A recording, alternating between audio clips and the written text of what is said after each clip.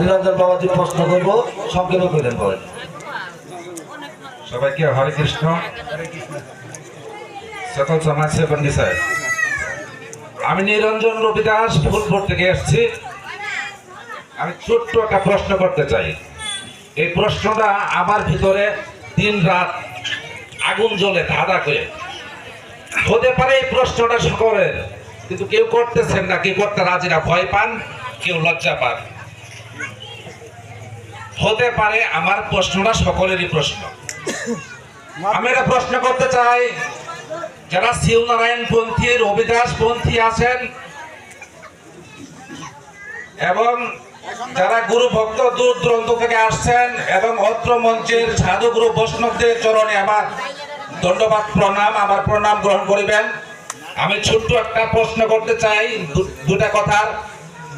আমি শ্রী নিরঞ্জন রবিদাস, আমরা একটি মন্দির করেছি, গোবিন্দ মন্দির। আমরা দিনে রাত্রে গোবিন্দ ভজন করি, আমরা 16 মালা জপ করি, আমরা তুলসী আরাধনা করি, আমরা ইস্কন মতে শুদ্ধাচার ভাবে আমরা সেবা পূজা করি।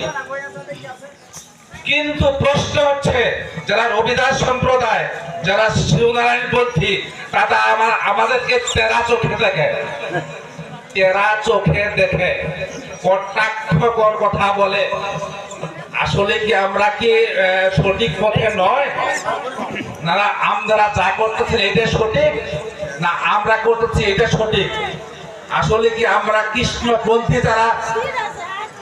যারা কৃষ্ণপন্থী, যারা আমরা সেবা পূজা করি, হরে কৃষ্ণ মহামন্ত্র জপ করি, যারা একাদশক করি, তারা কি প্রভুর সাথে সাক্ষাৎ পাবো না?